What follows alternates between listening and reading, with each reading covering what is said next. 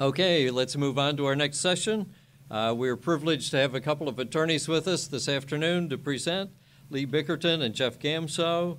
Lee is a partner in the Pittsburgh criminal defense firm of Bickerton and Bickerton, attorneys at law. She earned her BA and JD from the University of Pittsburgh, and she has represented defendants at every stage of the legal process, from preliminary hearings to appeals, and she has challenged issues related to sex offender registry since 2011. Jeff is a graduate of Texas Tech University School of Law. In years of private practice in Texas and Ohio, he now is an assistant public defender with the Office of Cuyahoga County in Ohio, public defender. He's been devoted to criminal defense. From 2004 to 2008, he was legal director of the ACLU in Ohio, and he was lead counsel in State versus Bodike, the case in which the Ohio Supreme Court first found portions of Ohio's Adam Walsh Act to be unconstitutional. And I might add that Jeff is a regular with us. We've had him as a presenter before, and we really appreciate his coming back. So without further ado, Lee and Jeff will be presenting to us their current recent legal decisions and their implications on our efforts for struggling for rational sexual offense laws.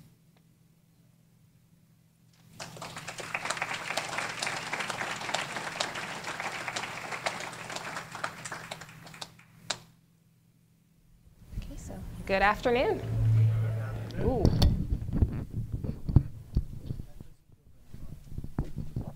Then I won't go far.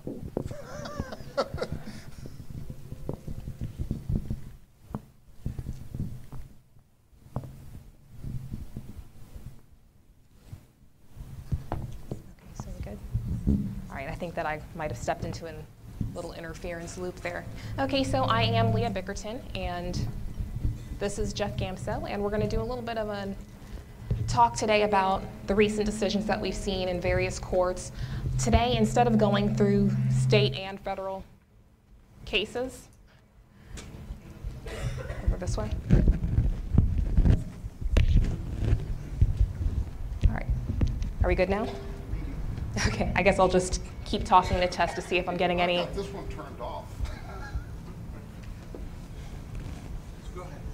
Okay, so hopefully, I'm in a good spot here. But yeah, so what we're going to be doing is a fairly brief overview of recent cases and how those cases are basically shaping the various, here we go again, the various registration laws in the United States.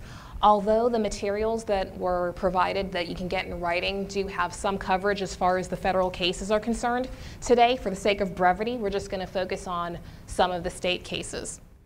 So the first topic that we're going to be getting into is basically the question of whether registration is something that's punishment or whether it's a civil matter. This is really one of the fundamental questions, as far as whether the government can really get away with having people deal with certain issues retroactively, is the question of whether it is punishment or a civil measure. We're also going to get into the various issues as far as juvenile sex offenders and probation conditions, other collateral consequences that come from the registration, also civil commitment, sexually violent predator laws, and procedural and miscellaneous issues. And it would be really nice if the answer to these questions, if there was one answer to these questions. There are 50 states, more than 50 jurisdictions in this country, way more than 50 answers, because they just don't all agree. And it drives people nuts, but what we're going to tell you repeatedly, I suspect, in the next hour, is that the answer to every legal question ultimately is it depends. And it depends on all kinds of things, where you are, who your judge happens to be, a set of underlying facts that go way beyond what you can talk about in 5 minutes. And so there is no one answer to any of these things. And that's part of the problem. that we're going to talk about. Absolutely. So first things first, the question is, as far as the various registrations, is this something that is a punishment or is it something that's considered to be civil? Now, for people who know the effects of the sex offense registration laws, it feels like punishment. Unfortunately, we can't necessarily get our representatives in the various arms of government to agree with us on that. And the reason why they don't necessarily agree comes down to what the courts consider to be punishment or whether it's a civil restriction. And I guess, again, as I mentioned, for most people, that entire question, it seems like it's pretty clear that it's punishment. You're having information that's being put on the internet, you have a particular label, but as far as the standards that the courts use for determining whether something is punishment or whether it's civil, it comes back to certain standards that were set by the United States Supreme Court. And in these particular cases, United States v. Ward and Kennedy versus Mendoza-Martinez, that basically established the standards for what the courts look at when they're trying to determine whether something is punishment or whether it's civil. And the way that they first look at that is what the intent is. When they look at the law, they're going to say, okay, when we see this law, does the legislature say that it's punishment or do they say that it's civil? And that's where when you look through a lot of the registration laws, one of the things that you notice is right up front they say, this is not supposed to be a punishment. This is supposed to be a civil restriction that we're doing for the safety of the public. And one of the reasons why they put that in there is because of the standards that the United States Supreme Court set forth.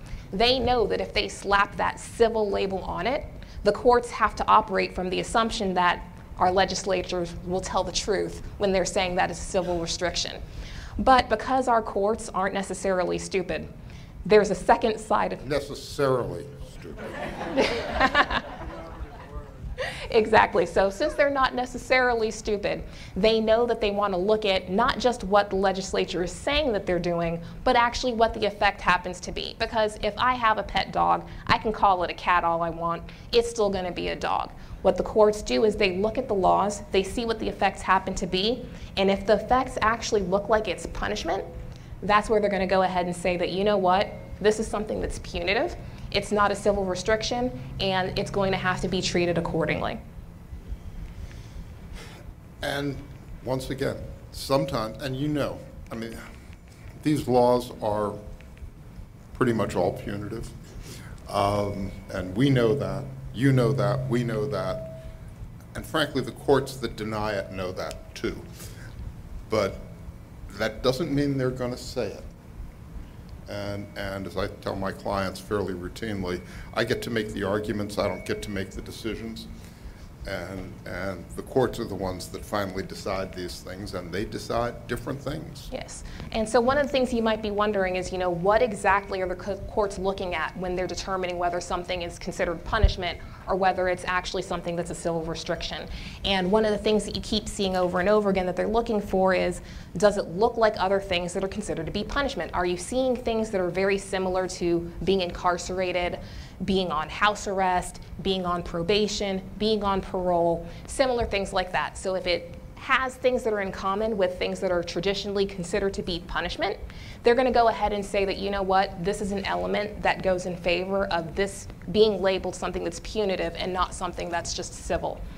One of the, I tend to find it to be a rather interesting issue, is the question of the public shaming and the label and having the information put out to the public, and whether that in itself is punitive. And where we're seeing a little bit of a difference in certain jurisdictions is how the court treats that right to reputation and how they treat traditional shaming punishments. In Pennsylvania, they've hinted towards the idea that having this information on the internet is basically something that is shaming and that is punishment, because at least in that particular jurisdiction, there's a constitutional right to reputation. Other courts and other individuals put forth the argument about privacy, because there is a right to privacy. And so when you see that they're having this negative effect on your ability to just go through life without being put out in the public and labeled, there is a question of whether that is punitive. that's still an open question in most jurisdictions, but it's still an element that courts do look at when they're trying to determine whether something is going to be considered punishment or whether it's going to be something that's considered to be a civil restriction. And the same with the details of what they're actually setting up, so that residency restrictions, well, you can't live here, and you can't be here, and you can't do this, and you can't do that. And those things can interfere with your rights in the same way that being locked up can interfere. And that can point towards something being punitive rather than being punishment, rather than remedial is the term they use. Yes. And one of the factors to look at is that even though certain things will have a feel of punishment, one of the things that the courts will look at when they're balancing things is, okay, even if it's something that kind of feels like punishment and it looks like punishment, is the interest of the government as far as public safety, is it so great that it's basically justified and it's removing it from punishment, that it's just a measure that's so important to protect the community that the government is just basically permitted to do this. So, you know, that's one of the things that they weigh and they take into effect and are supposed to, well, okay, strike that. They're supposed to take that into account when determining whether something is just so harsh that it's punishment instead of a proper use of the government's power to try to keep the public safe. Yeah.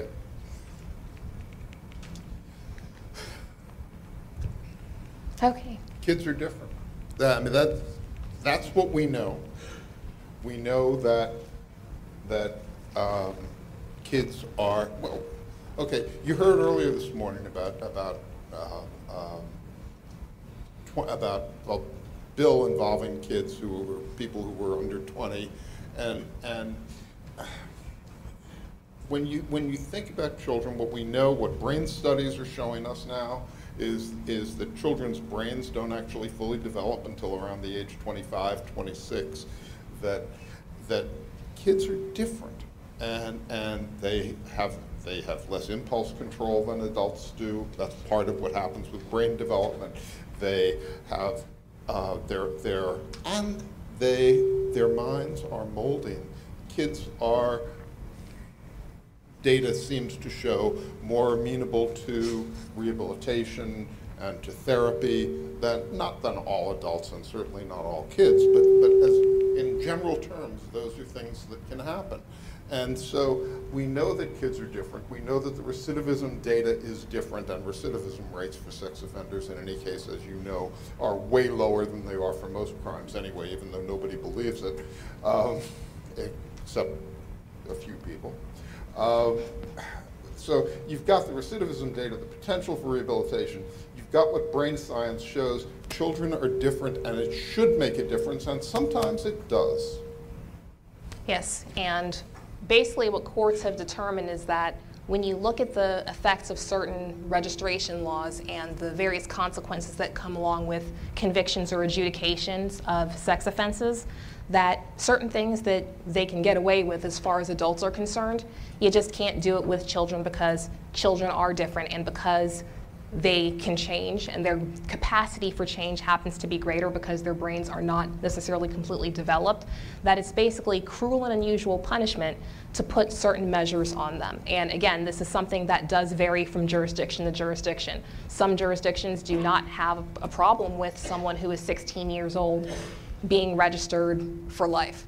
But other jurisdictions like Massachusetts and Pennsylvania have said, you know what, when you're dealing with children, they are different. You have to give them the opportunity to rehabilitate, and to have them carry this mark is just too great.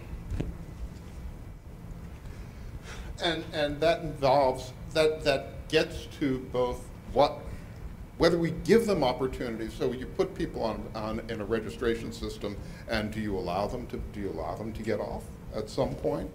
Do we make some provision that says, you know what, yeah, you're a kid and you've got a lifetime registration requirement, but in fact in 15 years you can try and get off of it because kids are different.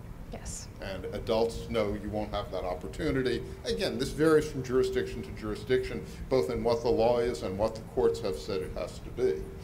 But it all makes a difference. It can make a difference in the terms of the registration and the details too. Okay. And one of the things that Jeff touched on earlier is the fact that with these various things that are coming about as far as the data with juveniles and their capacity for rehabilitation, their low reoffense rates, it's wonderful because, you know, that's going to start as having effects for juveniles in other jurisdictions. You know, that's having that precedent and having attorneys be able to cite that in another state. That's helpful for juveniles. But where it's also helpful going forward is to know that the reasoning that's used and the studies that are being used can also be used for adult cases as well. You know, as far as the science is concerned, the research shows that reoffense rates for adults who are convicted of sex offenses, they're low. And when you use that particular path of argument that was successful for juveniles, that's also a path for potential victory as far as adults are concerned.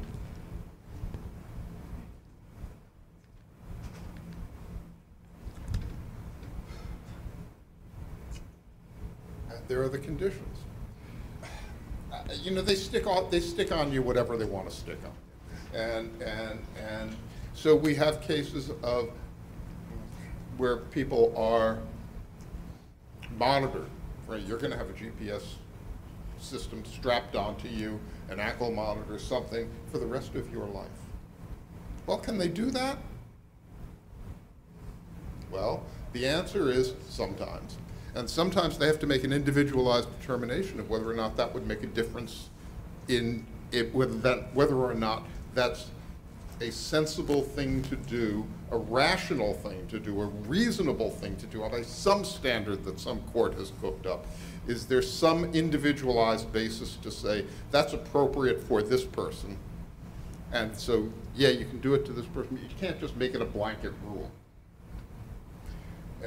And that's true for all these kinds of things. Are there cases that say if you are a registered sex offender, you have to subject yourself to being polygraphed on a regular basis, and you have to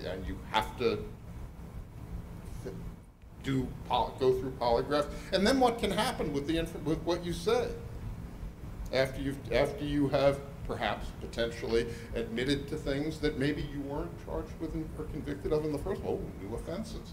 Can they use that against you? Those kinds of questions vary. They come up all the time, and they vary from place. The answers vary from place to place. Okay, and going back into the entire question of GPS monitoring and whether that's something that is considered to be excessive, if it's considered to be an extra punishment, is this something that jurisdictions can get away with doing? And again, it is an open question, but by and large, the answers that courts are coming down with is that, you know what, because of the risk that they believe that individuals convicted of sex offenses tend to pose, that GPS monitoring, even if it's for life, is not necessarily considered to be punishment. Now, that's something that doesn't strike me as being logical, because as far as what GPS monitoring is, it's basically saying that someone is going to be doing a lifetime term with an ankle bracelet on them. And I don't know if you all have seen what these ankle bracelets look like. They are not cute jewelry. They're bigger than this Hulk and I watch I've got on. Like, they're huge, it's invasive. Anywhere you're going, people can see it. They have to make sure that it's still connected, and if it doesn't, you know, terrible things tend to happen to you as far as whoever it is that's monitoring you. There are issues as far as the technology. No technology is perfect. You know, and as far as the GPS monitoring technology is concerned, a lot of times they're giving false signals. So you have individuals who have to defend themselves against these false signals, and they're being followed around for life, but courts have determined that they're not necessarily going to consider that to be punitive because they feel that the risk to the community is so great that having someone with, let's call it what it is, a house arrest bracelet on their ankle is not considered to be punitive. And they may have to pay for it, by the way. You have to pay for that lifetime of monitoring. Okay, you have a question? I had one on for about 1.5 years, and I still have numbness in my leg. So I was just wondering if anybody's looked at the physical consequences of that as well. That's something that I'm not personally aware of, but it's certainly something that, you know, after hearing this, I'm definitely going to look into that. I hadn't heard about it either. Okay, I guess. And I have a picture of a person's legs that's swollen for that purpose of investigation. There is an area that's missing to the medical. It looks like more and more people are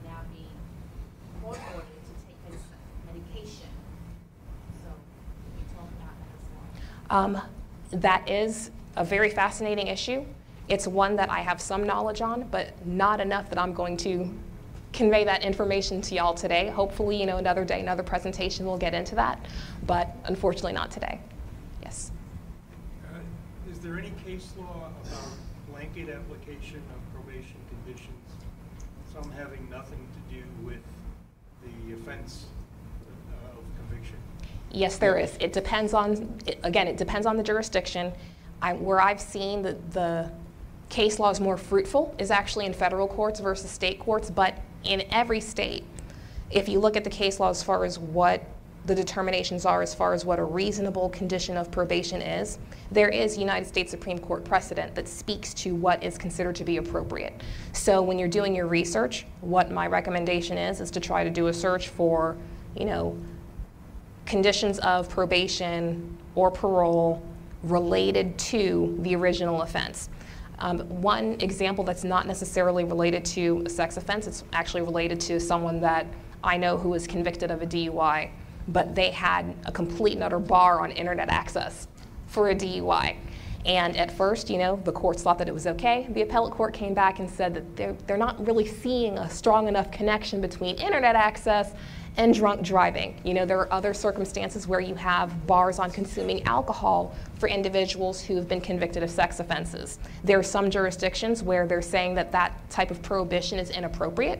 There are other jurisdictions that cite to research that indicates that certain offenders or certain individuals who've been convicted of sex offenses are more likely to reoffend if they've consumed alcohol. So again, it's something that you're going to want to look into your particular jurisdiction, but of course, call an attorney who's qualified in these issues to guide you in the right place. I would look for someone with experience in probation issues particularly. And they may be person specific, so that this particular person on the details of what we think in this person's case sets that off, therefore that can't be. And that's precisely how it should be. It shouldn't be a blanket restriction. If we're doing rehabilitation the way that it's supposed to be done, and the way that the U.S. Supreme Court said that it's supposed to be done, we have an interest in having individualized treatment. The United States Supreme Court has said that there's a certain right of each individual being treated on their own merit and on their own behavior, not just blanket provisions. So as far as looking at individuals and saying, looking at what your individual needs are, looking at what your individual offense is, this is something that's appropriate for you. But as you mentioned, where we're having a problem here is that they are putting on blanket conditions for people and they're not looking at individuals as individuals. Let's go back to Jeff's point a minute ago about charging people for this stuff. Have people argued in court that maybe you've got the right to impose monitoring or polygraphs or something on an individual, but forcing them to pay for it, in fact, is punishment. That if the state wants to do this, fine, let them do it on their nickel, but charging the registrant for it is unconstitutional. Have we tried that? Do you know of a case? I am aware, as far as whether they're published opinions, very thin. What you're looking at more is, as far as putting that on registrants, that's a separate issue. I'll get to that in 1 second. But as far as someone who is on probation or parole, your argument isn't going to be as strong as someone who only has to register. If you're on probation or parole, that's just one of the things that comes with your particular punishment. If you're indigent, you can make a claim that, I can't afford this, so the government will have to help subsidize that particular aspect of it for people who are on supervision. Now, as far as individuals who only have to register, it is a slightly different question. Courts, of course, are not of one mind about it. I think that it is a very good issue to pursue, especially where you're seeing mandatory lifetime counseling. It is something that's supposed to be adjusted for your income, but the fact that they are making you pay for it, right now, as far as the consensus that I can see, if you can say that there is one, is that it's not necessarily punishment because it's something that you need to be a functioning individual. It's part of your rehabilitation, and it's part of, treatment of an issue, and not necessarily something that's considered to be punishment. Now, I don't necessarily agree with that particular line of reasoning, but that is one of the more prevailing views. But again, as far as whether it's binding precedent in a lot of these jurisdictions, not necessarily. I think that is a very good area for challenge in the future. Yeah, I mean, counseling itself is a wholly different question than having polygraphs imposed and or GPS monitoring. I mean, you can't argue that either one of those is necessary for my rehabilitation or someone else's rehabilitation. Oh, absolutely. But what they're going to come with is experts who say that these particular things are necessary as far as their rehabilitation, because they want to make sure that there's a certain amount of accountability. But when people start saying accountability, I hear punishment. Because if you're just someone who's living your life, you don't have to be accountable to anyone. But if they're talking about accountability, that's when you're looking through these issues, you're looking through the reasoning. What I like to do is to try to find something that I can grab onto to say, you know what, even though you're trying to say that this is something that is supposed to be, just for healing, it sounds like punishment to me. And again, when they say accountability, that's straight up punishment. They can bid you for all kinds of things. You know that. I mean, more and more states, and I don't know of any state where we've won the argument, although it might be a winner somewhere, are imposing fees while you're in prison, for paying the cost of your own imprisonment, and pay to stay laws. And so, yeah, it's not like I'm voluntarily residing in this luxury prison here. But oh yeah, you're going to pay room and board from the $1.29 a week that we pay you for your part-time job here. This is probably less of a concern, but this also kind of extends to voting rights as well. That, not necessarily in Ohio, but in other states, depending on what you're convicted of, you could be denied the right to vote even after you serve on probation or parole. And I feel like that's an unreasonable condition. It relates nothing to the actual crime. If you committed an election fraud, obviously then you have the right to vote. But if you committed any other crime not related to voting or election, why can't we argue that that is an unreasonable punishment?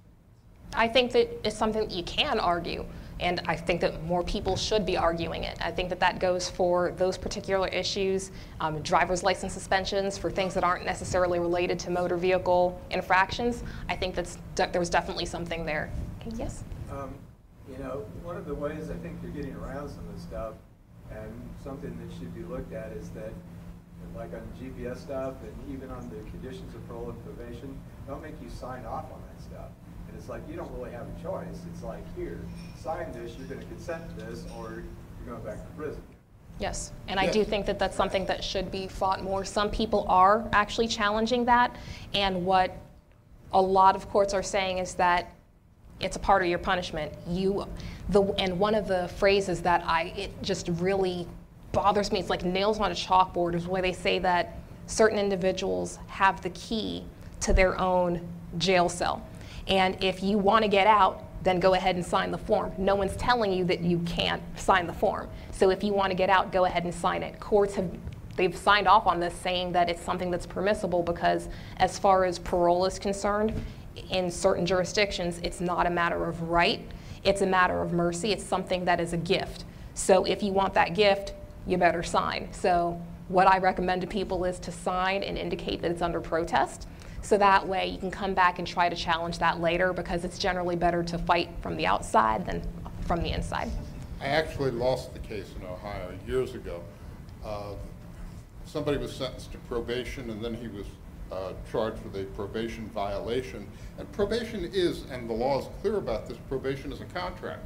And I said, he didn't sign up for this. He didn't choose that provision of probation. And so, he didn't enter into the contract for that, and he can't be, it didn't work. I mean, because we get, and I think I was right, by the way, but we get, once again, we get to make the arguments. We don't get to make the decisions. Yes, so we've got two questions, one up front and then one over there, so. So Leah, when it comes to counseling, you're talking treatment? That's what it should be. Well, okay, here's my question. In Connecticut, and I'm sure it's like this in many states, counseling, we have state mandated treatment providers, and they're in probation or parole offices. And the victim's advocate and the officers can sit in on the treatment. Or, we've heard of polygraphs not being between the person who employs a polygraph and the offender, that somebody else sits in with them. Are these cases we can fight, and is there anything there? Okay, and I don't mean to sound flip when I say this. It's certainly something that you can fight. Well, I mean, as far as whether it's winnable, I think that it's something that can be winnable as long as you go after it the right way. Where I can foresee it going is the way that they're going to categorize it. There's going to be a distinction between people who have to do this counseling as part of their probation parole conditions versus people who have lifetime counseling because they're registrants. So if you are someone who's under probation or parole, you're not going to be terribly successful. There are certain things that they'll make you sign waivers. Some of the cases that we covered, they have these waivers where you have to waive the privilege between the therapist and the patient. It's unfair, but it's, again, then the entire holding the key to the jailhouse door. If you want to stay out, then this is just one of the things that you have to do. They don't consider it to be inappropriate. Yes, you will have to sign a Fifth Amendment waiver. Yes, you'll have to do the polygraph, and these things will be made known to certain parties. It's unfortunate. It is what it is. I think that, if I were to try to fight that for someone who's on probation or parole, I would try to dig into the entire idea of privacy. And even though someone has been convicted of an offense, there are certain measures that are inappropriate. Now, you mentioned something about victims being able to have access to that. Victim advocates. Okay, so I don't necessarily see where there's a valid reason why a victim advocate would have access to something like this. That sounds to me like a little bit of shaming. And that's wild. I hate to put it that way, but that's galling. And even if someone has been convicted of an offense, they still have certain rights. And the way that I would go with it is privacy. Because if we're sitting here talking about rehabilitation, there are certain things that even counselors are going to sit here and say, you know what, this is not going to be something that's going to be conducive to actual treatment and rehabilitation. Now, if what they want to do is call it, semi-public shaming, then go ahead and put that label on it. But as far as calling it counseling or therapy, that's not what that is. So that's where I would go with it for someone who is currently under supervision. Now, if you're someone who is just a registrant and you're having to go in for these counseling sessions, your right to privacy is going to be far greater. And their ability to compel polygraph tests, that's a juicy little issue. I would love to fight an argument like that. Because for them to try to get away with that, that's definitely shaming and certainly punishment. That's just going too far, in my humble opinion. So there are jurisdictions where if you finished your sentence but you're on the registry, you're still compelled to have treatment and or polygraphs? For certain, okay, so You're not doing civil commitment, though. it's something, I'm going to go into Pennsylvania because it's the jurisdiction I know best. In Pennsylvania, if you're determined to be a sexually violent predator, you have to go in for counseling. That's civil commitment. Pennsylvania won't call it that. They'll call it something slightly different. So there's a little bit of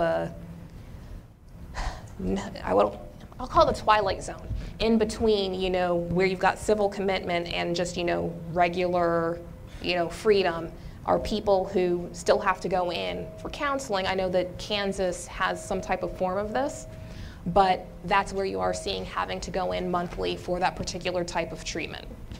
Okay, sir, you had a question? Oh, just wanted to make a friendly reminder.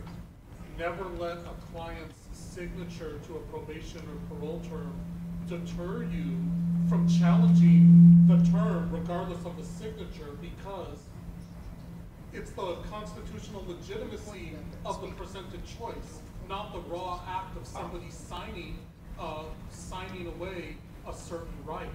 I believe the U.S. Supreme Court, it's still an open question whether a probation term can be upheld on the raw existence of signature-based agreement. Whenever the U.S. Supreme Court has upheld a probation term in a challenge, it's because the underlying probation term was considered to be constitutionally legitimate.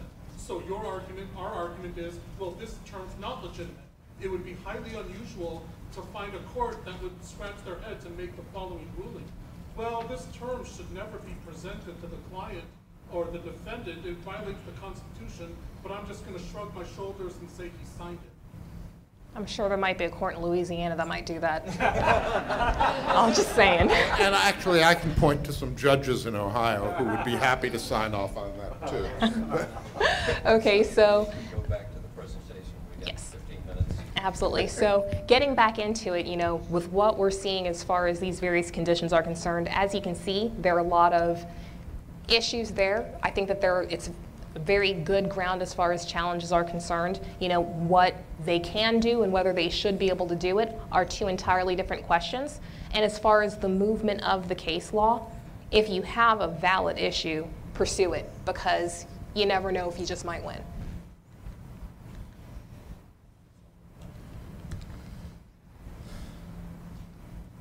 So as far as the entire issue of, you know, civil commitment and sexually violent predator laws, for those of you who are unaware, one of the things that came along with the abomination that we call Megan's Law is that certain people carry labels of sexually violent predators, and the way that they determine this is through a legal term of art where they say that someone has a mental abnormality that makes them more likely to offend sexually. So what they are doing is they're taking little bits of psychology and they're integrating it into the law, but it's not necessarily dependent on a diagnosis, because once you get, you know, official diagnoses into it, that gives people room to challenge what they're doing. So as long as they can say that someone has some type of mental abnormality, this person is basically considered to be more dangerous than others, that they just can't help themselves and they're going to reoffend sexually and in a violent way. Now, as far as these laws are concerned, like I said, even though they've got a science sound to it, when you scratch the surface a little bit, it's actually kind of malarkey. Basically what they're doing is they're trying to find a way to increase the supervision and reduce the privacy rights for certain people. The standards, even though the United States Supreme Court has established that there are clear standards as far as how these people are supposed to be labeled, what actual states and other jurisdictions have done isn't necessarily consistent with this high threshold that it looks like the United States Supreme Court intended. The percentage of individuals who are supposed to be, you know, susceptible to this type of predatory conduct it's supposed to be exceptionally rare. But when you actually look at the percentages of it, it's not as rare as the United States Supreme Court kind of hinted. So one of the things that we are seeing as far as these various challenges to these sexually violent predator and civil commitment statutes are concerned is, you know, when you look at the definitions, they're a little bit too vague, they're a little bit too broad, they're capturing people who aren't necessarily dangerous, and they're not capturing people who actually are dangerous. And part of it comes down to these legal terms that are supposed to have scientific weight but actually don't. When we're sitting here talking about a mental abnormality, it's not something that's diagnosable or something that you can use a psychiatric or psychological test to determine that it's there. It's that, and a lot of times what it comes down to is if you see someone who is engaged in particular behavior and they're seeing it over a course of 6 months or more, then that looks like a mental abnormality. One of the ways that it can be kind of loose and non-specific and just kind of, you know, in my opinion, unpersuasive, but flexible to capture as many people as possible, is that they use the fact of a conviction that someone is engaging in unlawful behavior to sit here and say that there's a mental abnormality. Now, in my opinion, that's a logical fallacy. You know, it's begging the question, you know, we know that this person who is convicted of a crime has a mental abnormality because they were convicted of a crime. So clearly, you know, we've got to trace them for life and label them a predator. And again, what we're seeing here is more in the way of challenging the way that people are putting this label on. In Pennsylvania, one of the ways that they're attacking that is with a lot of these statutes, where it comes into play is after someone has been convicted. So instead of letting a jury decide whether they think that someone has this mental abnormality or whether they're a sexually violent predator, they're leaving it to the prosecutors to put the information in front of the judge. If the judge agrees, then bam, you're someone who is considered to be a sexually violent predator. You might end up being civilly committed after you serve your sentence. You might end up having to go into counseling for life. You can end up with a GPS monitor for the rest of your life, and it's not from the jury that convicted you saying, you know what, we think this person is a sexually violent predator.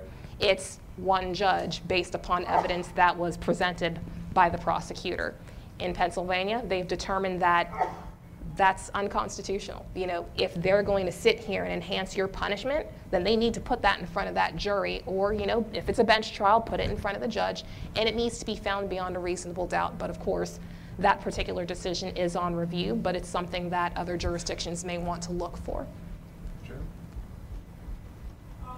If someone is having mental health difficulties and needs to be hospitalized, there is a petition process in person, and after 30 days, if they want to hold the person, they have to go to court, if I remember correctly.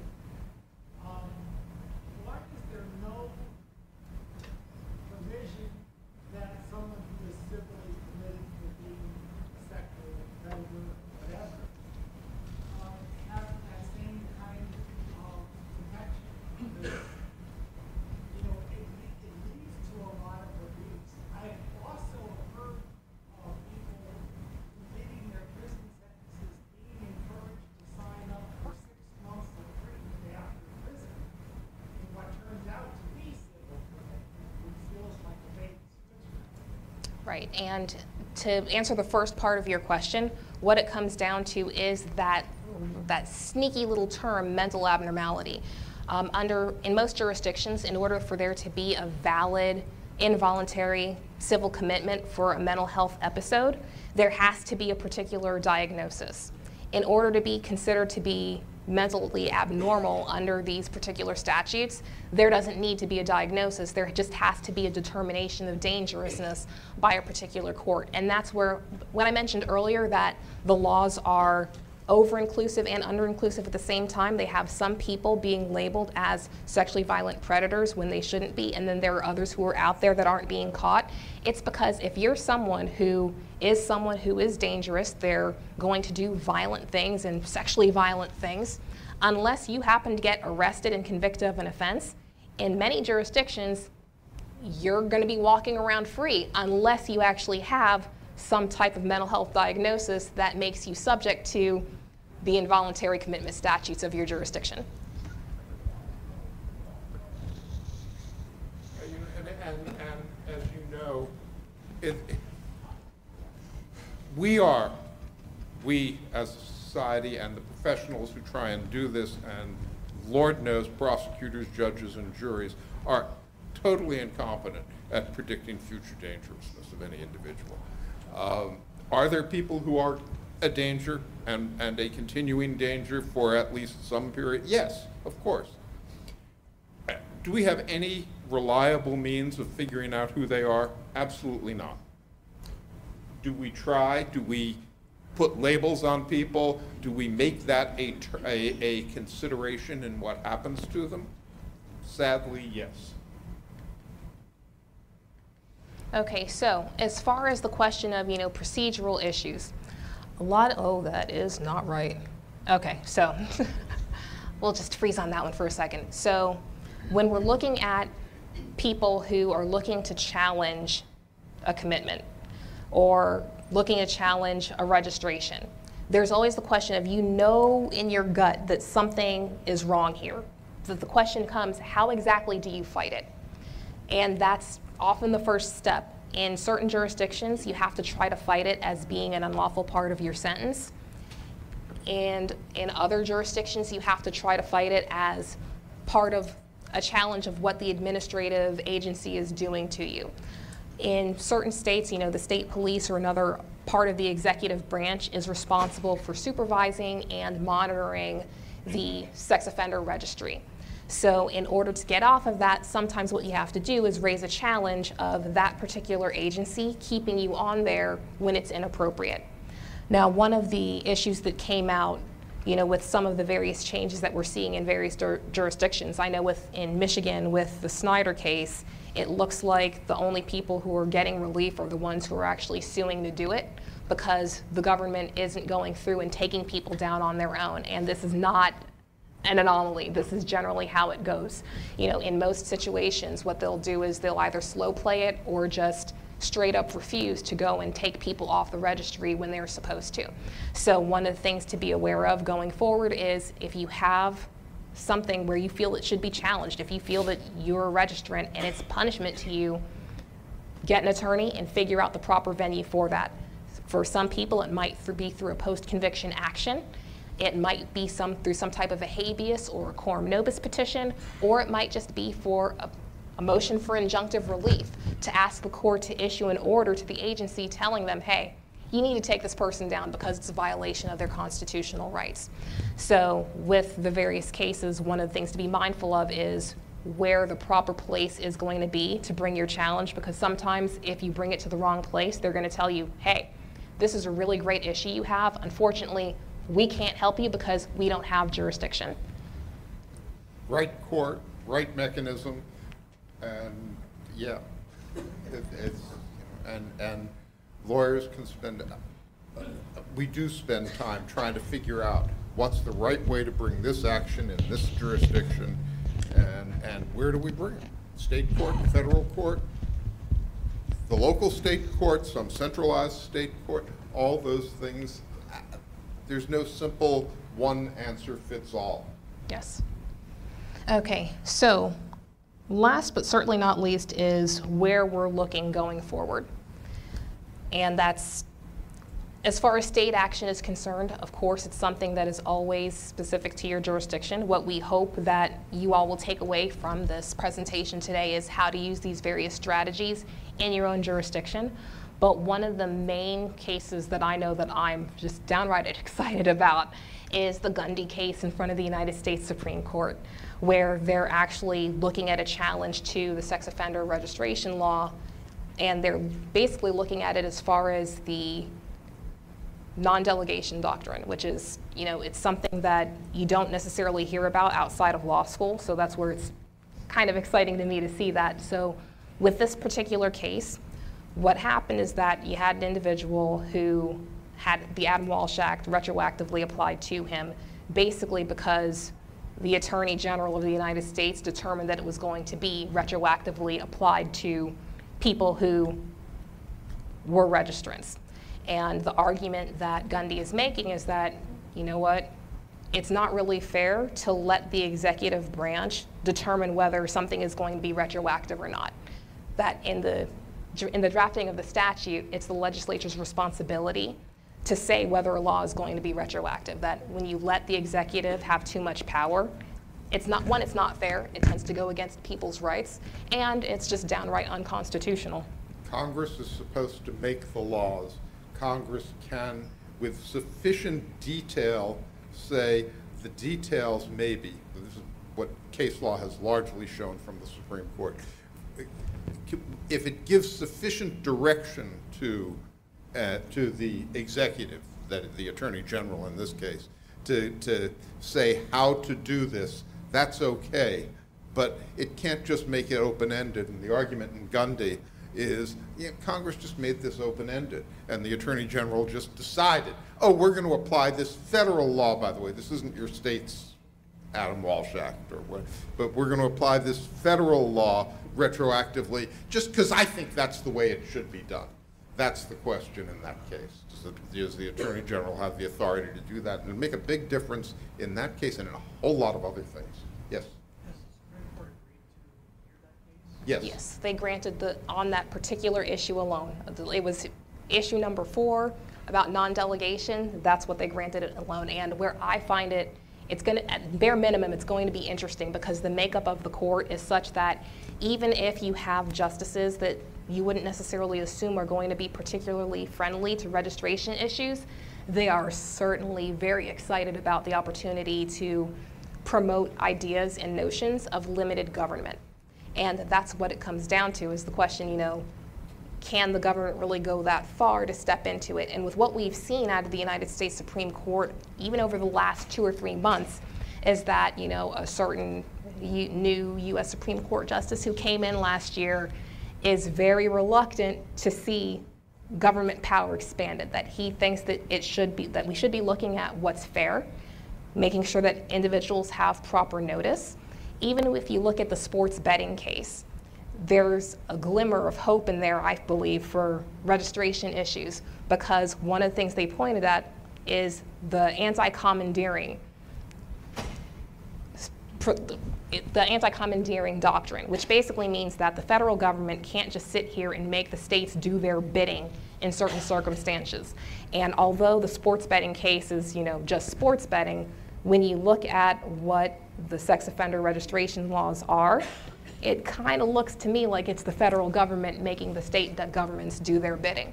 So looking at Justice Gorsuch and some of the ideas that he's had just throughout his career on the bench, he's extraordinarily consistent in his views of separation of powers, and also not just separation of powers between the branches, but also federalism, making sure that the federal government is not stepping on the toes of the state government.